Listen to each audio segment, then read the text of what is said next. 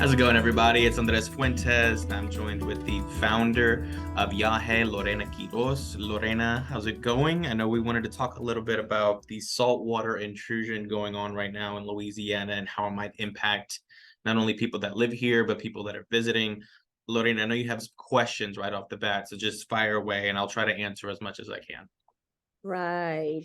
Hello, Andres.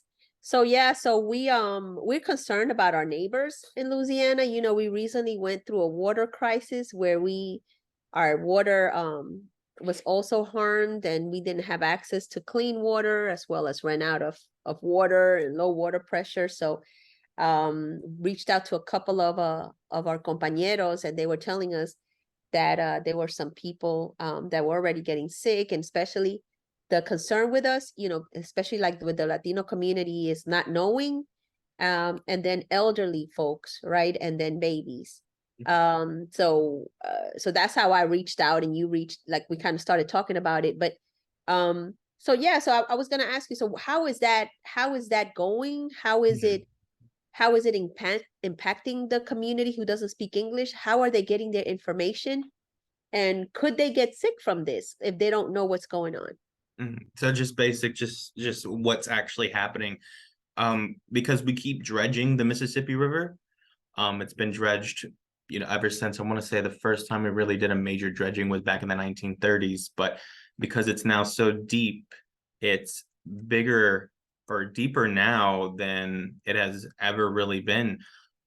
Just so that certain ships and everything can move up the river and be able to take some of the grains and the cattle and other exports from the harvest area all the way out to the Mississippi. So because of that, there's always a threat of salt water reversing and going upstream if the river level is low, if there isn't enough rain around the Ohio area, the Missouri area, the Oklahoma area, all that Mississippi River Basin area, even the Delta, if there isn't enough rain in those areas to push all that fresh water out, the salt water will now reverse in. And because we just had historic lows in our rain total, the river has been historically low. So now we're seeing that the worst it's been since 1988.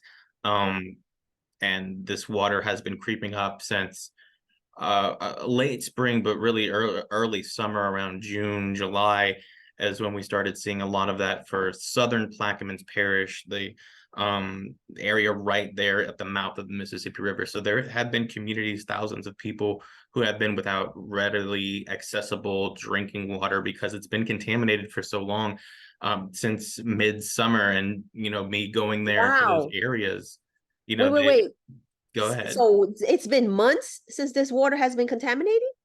Yes, it's been since around that June, July area, since it's been contaminated for southern Plaquemines. So that little tip, if you look in the map, and because Louisiana is shaped like a boot, Hmm. it's typically like the sole of Louisiana, the bottom of the boot of Louisiana. So just a few thousand people, a few tens of thousands of people live there, and because there isn't any reverse osmosis machines, or there isn't any desalinators there to treat the water, they have been without water out of the tap since that long. They have the option to use it, but people who unfortunately have to use it, they tell me that they've been seeing spikes in blood pressure, hypertension. If they do have some sort of skin condition and they bathe in this water, they're getting rashes, they're getting irritation, things like that. um I'm trying to verify it, but seafood as well is coming back a little saltier than normally. This is a heavily seafood reliant community. A lot of them have boats, a lot of them are shrimpers. They have oyster farms and things like that. So they're worried not only of the salt water, but all of the other things that are coming down from the Mississippi River because it's so low this year. So it's been going on for quite some time. And it's actually the second year in a row where it's happened in this community. So they're quite fed up over there. Parish government as well as state government have been bussing in bottled water. They've been doing their best to try to bring jugs of water to elderly. They have different sites. Fire departments usually have cases of water. They've been doing that every day. It's distributing water. People come over and they take 2 cases per household, what have you. But they tell me it's not enough because every time they take a shower, they need to use a bottle to just rinse themselves off after taking a shower or a bath in that, contaminated water. The issue is now, this salt water is encroaching more upriver than it ever has been since 1988, to the point where most likely New Orleans will be also getting some of that salt water too. Again, first time that's really happened since 1988, and it could last for a few weeks. So why haven't we heard about that? About what that that's actually been going on for a minute. So it's been going on for a minute, but the Army Corps of Engineers built this underwater sill. It's like a little hill or a speed bump that's underwater because salt water is heavier than fresh water. So you have this hill blocking some of the salt water from going upstream, and it's been doing a pretty good job. That's why you really haven't heard about it. The thing is, about 2 weeks ago, the salt water got so much that it went over this speed bump and is now heading to New Orleans as we speak. It creeps up about a mile and a half every day to the point where it looks like it's going to hit New Orleans around mid-October or late October. So that's why everyone's kind of freaking out right now. We have a lot of people panic buying, going out to the grocery stores, buying up as much water as they can. You really don't need to do that. There isn't a shortage of fresh water. There's always going to be water to buy. I know a lot of people freak out in this area because it's hurricane prone area. They go out, they understand that you got to get this water, or other supplies. The governor, state agencies, parish governments, they all say there's not going to be a shortage of water. It's just the matter of there's not going to be fresh water, or there's going to be contaminated water, most likely going through your system. So how are they alerting like the people that don't speak English? So that is a big issue. The state government has made a landing page. The issue is that landing page is only in English. Some parish governments have been updating, whether that be on Facebook or social media, email blasts. Some of them have text blasts. Unfortunately, not all of them are in English, or not all of them are in Spanish or anything other than English. New Orleans does have that, and they have been doing that. Jefferson Parish as well does have that, and they have been doing that. So those are the two major populations. Unfortunately, those are the two that really are going to probably see the minimal effects of this. So New Orleans might get a little bit of salt water. Jefferson Parish, they're anticipating not to get any salt water at all. So for the communities over in St. Bernard, which is growing Hispanic wise, and then Plaquemine Parish, not too many Latinos, Hispanics that live down there. But it is a big boom in construction, which we all know a lot of us do all that work. And just being there for the time that I was last week, a lot of them had no idea, that this was happening, and, having to break that news to them that, don't shower and be mindful of what you do and how you do it, because, it's coming upriver. So, okay. Entonces, like, qué está haciendo el gobierno o like de esas, what is it, parishes, right? Because it's different than it is in Mississippi. Mm-hmm. Que las personas tengan esa información. Because here in Jackson, no matter how much we pushed, like even the website was super hard to navigate. Entonces nosotros éramos los que teníamos que interpretar everything through our little Facebook page, through our WhatsApp, and through word of mouth. And even so, like we still have like babies that were dehydrated, que terminaron en el hospital por la calidad del agua. Y me imagino que eso es lo que va a pasar. ¿Qué están haciendo o están organizando en las comunidades locales para traer esta información?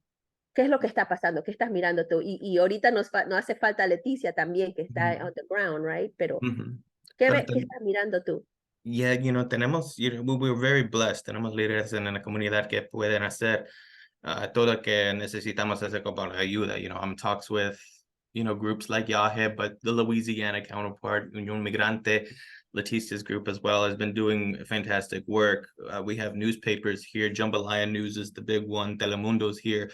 So we have been giving the word out, and they've been really good at getting the word out. You know, Telemundo did a live Facebook Live type thing. Jambalaya did a Facebook Live type thing, answering people's Mm, questions about this.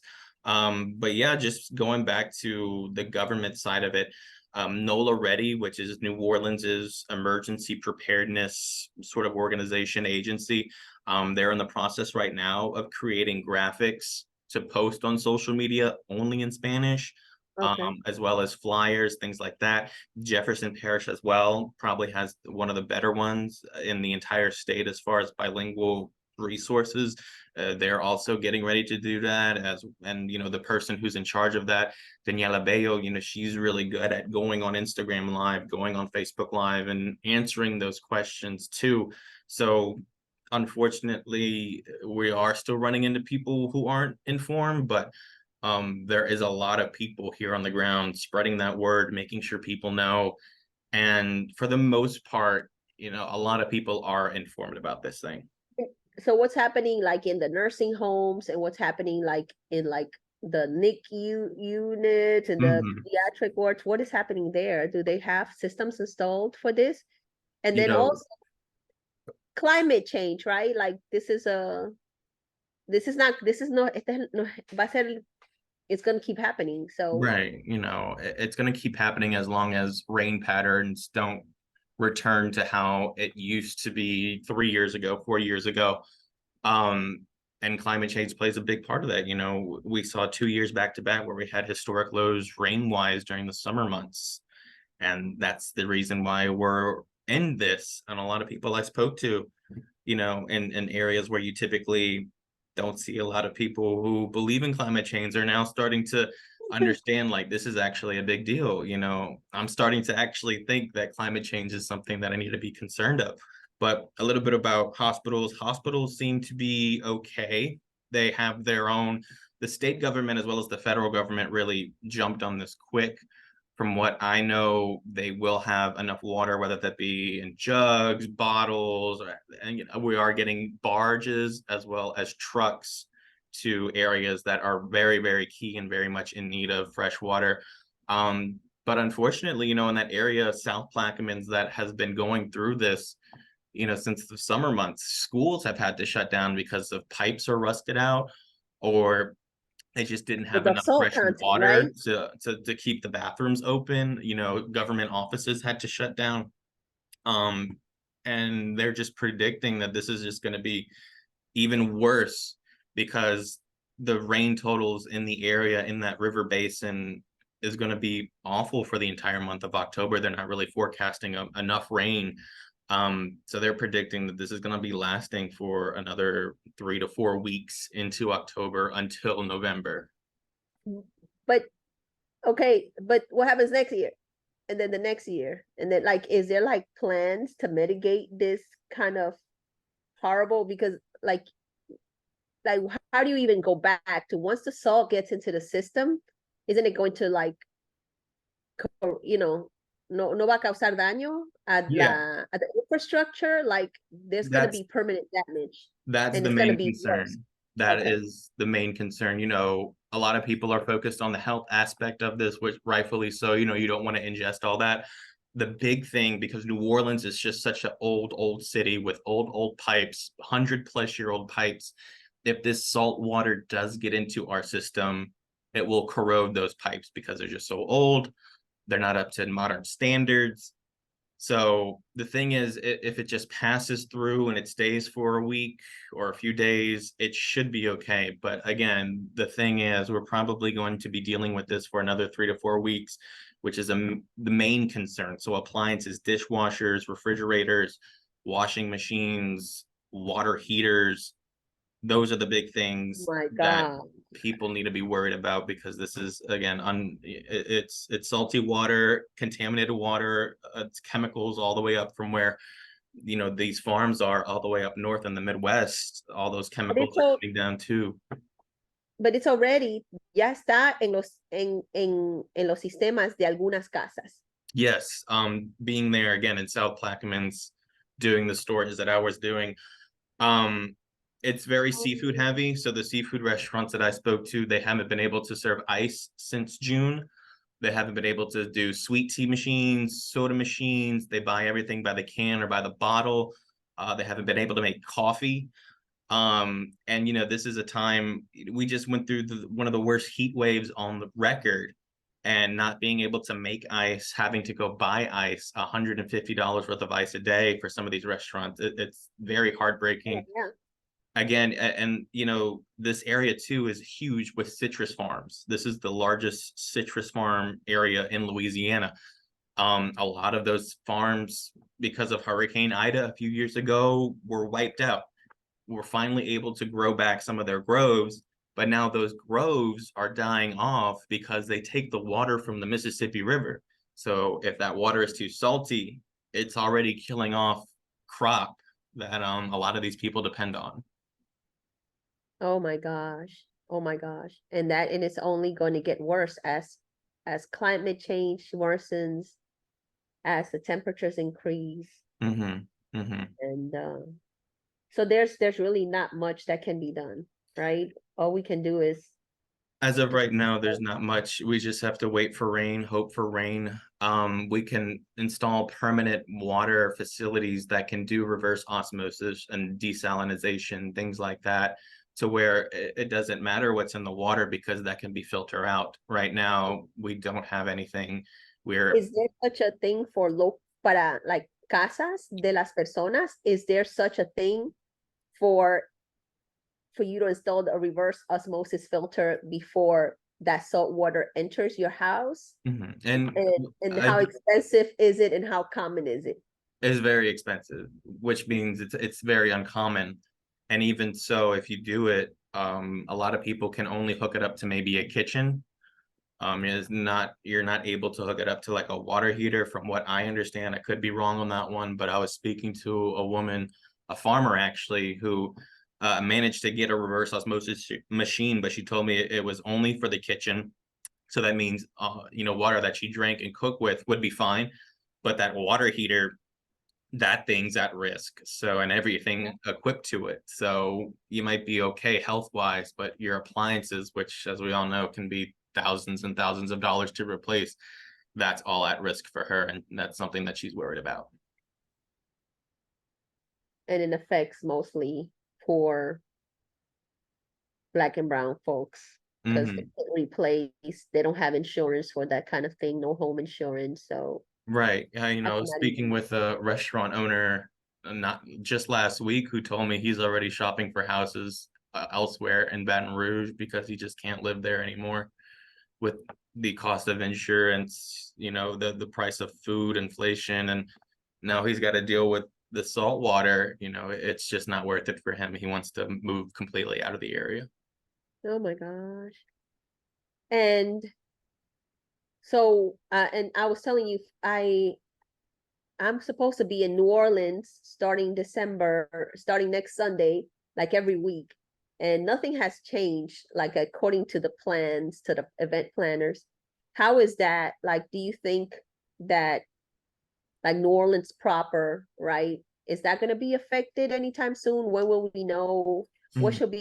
What should we look out for, if anything? And just keep in touch with those organizers. They're expecting this water to hit New Orleans around mid-October, late October. Mm. I believe the exact date is like the 23rd of October. And just because this salt water is moving at such a fast rate, again, a mile and a half a day, this is moving. So it's kind of concerning. It's very concerning, again, for the infrastructure side of this stuff. But I know a lot of people have those concerns, but for the most part, the city is equipped. They have signed an emergency order just in case. That emergency order will let the mayor come and bring in FEMA, which would barge in like literal boats of water going up the Mississippi River for the city of New Orleans, something that's already in place to happen to some of the lower areas of the river, as well as busing in bottles of water. So people are calling this Jackson 2.0. It literally will be Jackson See? 2.0 if it gets that bad. Y'all got to get ready for the massive plastic, cleanup that's going to happen in your streets, because yeah.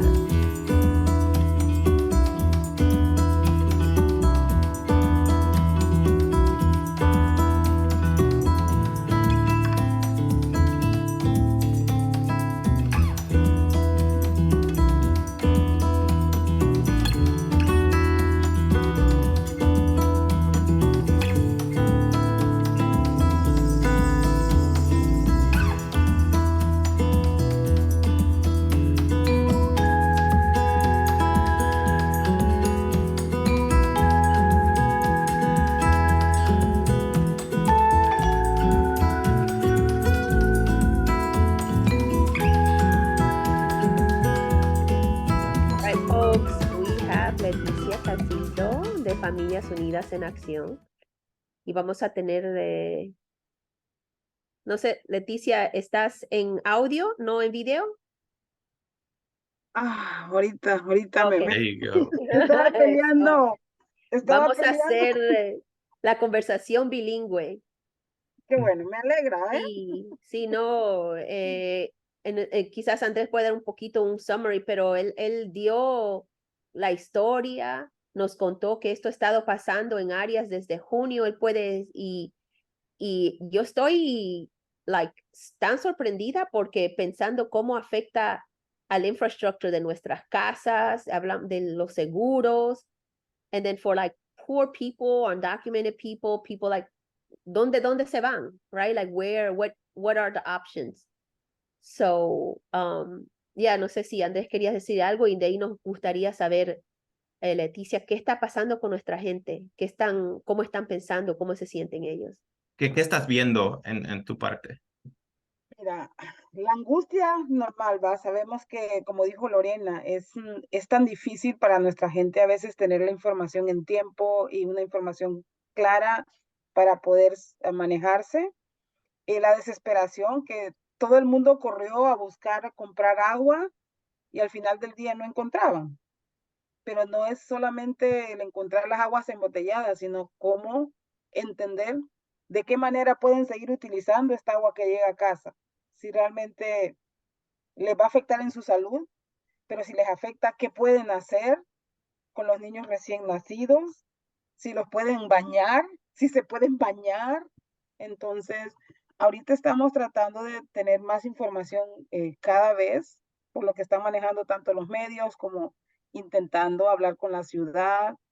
Pues Daniela Bello ha sido un foco de compartir información con nosotros acerca de cuándo se dio este anuncio, cuándo se puede decir algunas cosas, pero para nosotros, yo te digo, de mi parte siempre es crucial que nuestra gente esté informada, porque a veces tomamos la determinación de decir, no, no es el momento de darle la información. Y cuando la información llega a ellos, ya las oportunidades ya no hay. Yeah, Porque cuando tenían que ir a buscar agua, ya no encontraban agua en la tienda, yeah. porque la información ya la habían tenido anteriormente, donde ellos no habían entendido qué estaba pasando.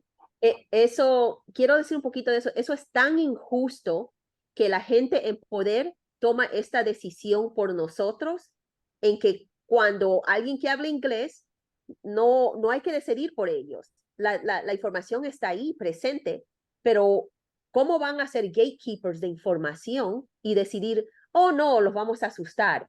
Lo que hay que hacer es educar a la comunidad desde el principio y que cada uno, y de ahí tener la confianza y educarlos para hacer las mejores decisiones, ¿no? Así es. Eso he visto mucho in withholding information from people when Yeah. people should have agency to make decisions about their own lives from the beginning. They should be well informed. Sí, definitivamente, Lore. Y yo siempre digo y siempre abogo que la gente tiene que entender que nuestra ciudad, que nuestro estado, que este país es un país mucho más diverso de lo que nosotros pensamos y que el hecho de que poder manejar la información a veces, imagínate que los que hablan español les cuesta que les llegue, cuanto más los que hablan quechua, los que hablan garífuna, los que hablan otros idiomas, que su comprensión es completamente limitada en el español, pero cuando nosotros tenemos la información, tratamos de la forma más adecuada de encontrar a alguien que pueda llevar esa información en forma y en tiempo, para que, como dice Lore, con justicia la gente tome sus propias decisiones. No es justo que otros siempre decidan cuándo te vas a movilizar, cuándo vas a hablar, cuándo vas a comer, o sea, yo creo que merecemos un poquito más de respeto en ese aspecto, en poder decirle a los que toman las decisiones, hey, recuérdense, hay muchas más personas aquí que necesitan estar informadas. Y no es el hecho de que tratemos de estar, como dicen, en pleitos con la gente, sino es tratar de abrir su conciencia, que deben de abrir los espacios para que más personas estén informadas de la mejor manera, de la manera más correcta. Hay planes para, bueno, dos cosas, tengo muchas preguntas, pero dos cosas de lo que um, Leticia dijo, ¿se puede bañar los bebés en esta agua? Like, literally, we're having babies, we're not going to have to ¿Hay alguna información del CDC? ¿Han puesto información que esté current? Y mi Yeah, conocimiento. there's some, hay información de CDC, pero también hay información de, del Departamento de Salud del Estado. Y ella está diciendo que, it's poquito peligroso para bañarse, para bañar a tus hijos en ese agua, porque ese agua no es solito de sal, es todos los químicos que están ahí, a los, farms, granjeras, todo eso, eso parte del país, de Ohio, Oklahoma, también feces de los vacas, ¿no? All of that coming down from the river. Irrigation, todo Ujú. eso. Oh my God. So, si ellos no pueden limpiar ese agua, es muy peligroso para tomarlo, para bañar con eso, para, cocinar con eso también.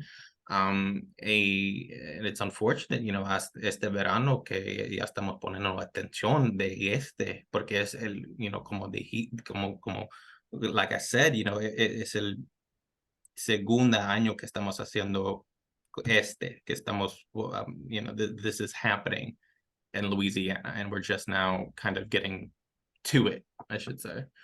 Mira qué curioso, como dices tú, es el segundo año, pero creo que es el primer año que han dado la información a la comunidad, porque yo tengo tanto tiempo trabajando con la comunidad, con la pandemia, con todo esto que ha pasado, y eso no ha sido una información que han compartido con nosotros.